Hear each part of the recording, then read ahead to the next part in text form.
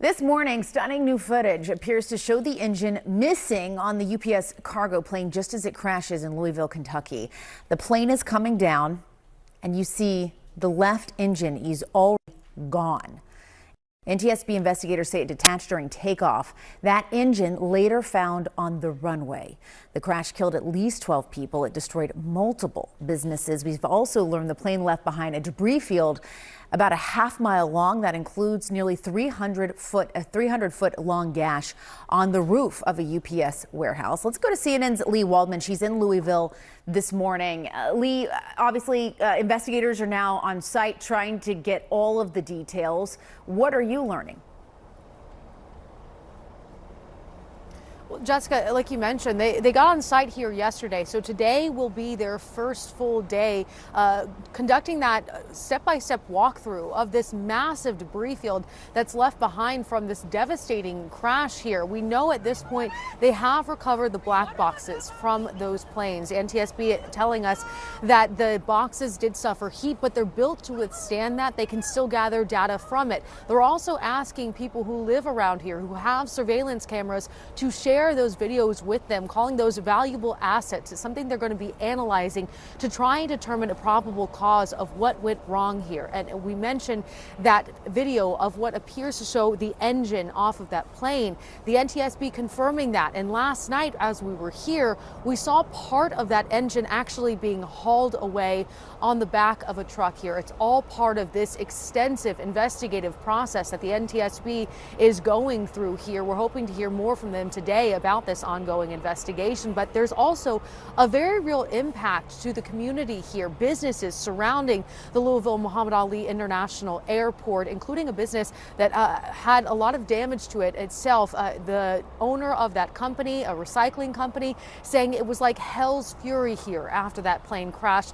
Take a listen to some of the heroics by his employees that he described to our Isabel Rosales. One of our managers dove in the center of between two bales and had a ball of fire go over the top of him, and then he got up and ran out, and he was very heroic because one of our customers was 95% burned, and he picked him up and brought him to safety.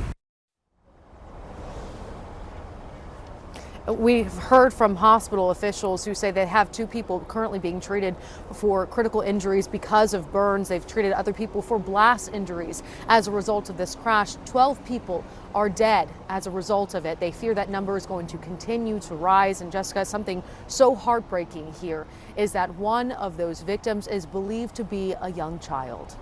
Yeah, that is truly terrible. All right, Lee Waldman for us with the latest out of Louisville. Thank you. Mary, you're a former Inspector General of the U.S. Transportation Department. You know, for a layman, if I can call myself that, the idea of an engine falling off a wing is absolutely frightening, and the fact that they're looking at maintenance in relation to that. But he did earlier on, didn't he, this guy from the NTSB, talk about a fire on the wing and then the engine fell off. So could a fire have triggered the engine to fall off, or was it the engine falling off that was the problem? Well, I think the engine falling off is always a problem. You know, it's I don't mean to be frightening people, but you know, engines do catch fire in flight. They have fire bottles on them. You know, and often they're able to extinguish the fire when the plane is in flight and there's a fire in the engine.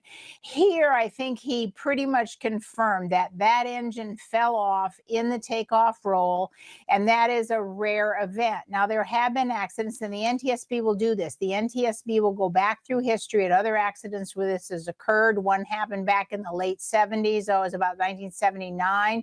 And in that case, the plane had come out of maintenance and they had taken the engines off the plane for maintenance, but they had not followed the manufacturer's guidance and rules and the procedures to do that. The pins that held the engine on were damaged, and just like here, the engine fell off on takeoff.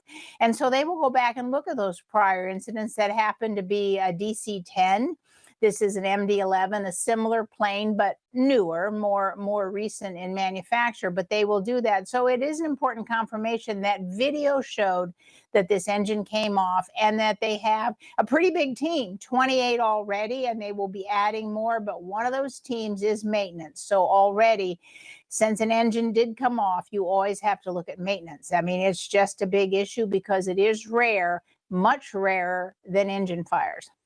And can you explain, we're looking at these images, a half a mile long streak of fire. This is the evidence they're having to deal with now, which is why there's so, it's just extraordinary.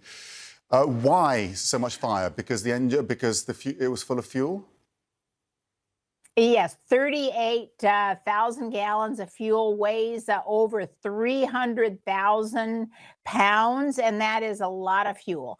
And once this, it appears when the engine came off that the wing tank in the wing, where underneath, near the engine, was breached, and that means that spewing fuel and fire as it travels down. And the NTSB did mention that there was a string of parts even before the big fireball. So this plane, this engine for sure was coming apart. And then once that wing tank is breached, you're literally spewing fire and fuel, and it's that is a lot of fuel.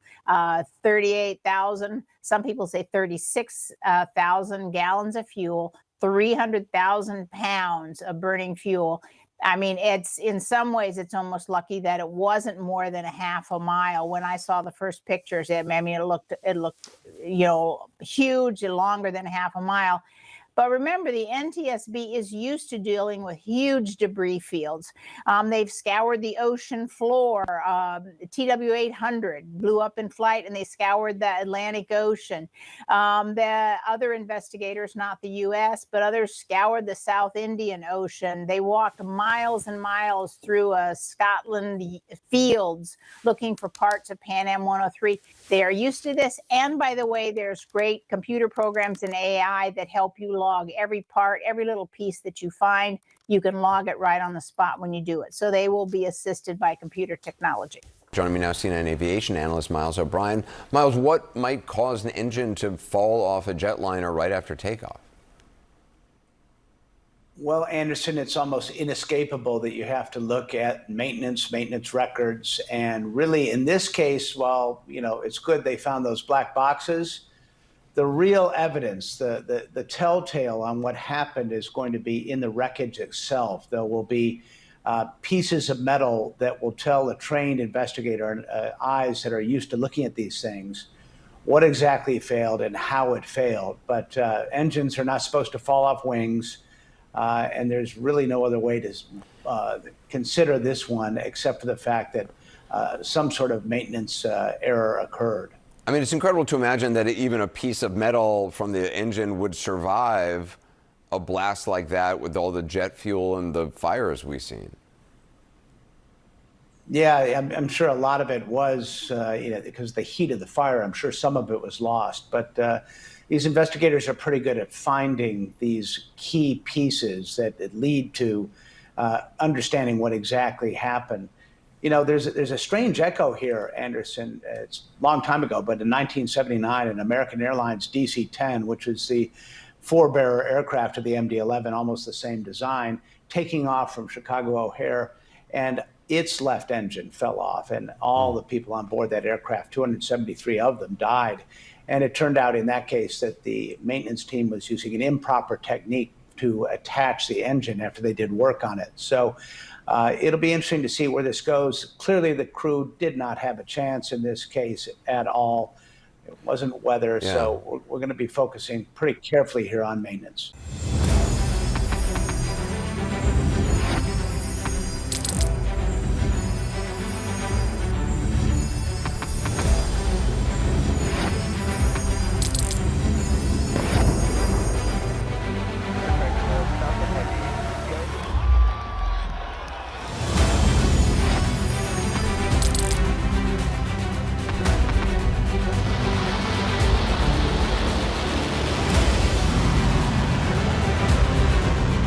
Fighting so long and so hard that they don't know what the they're doing.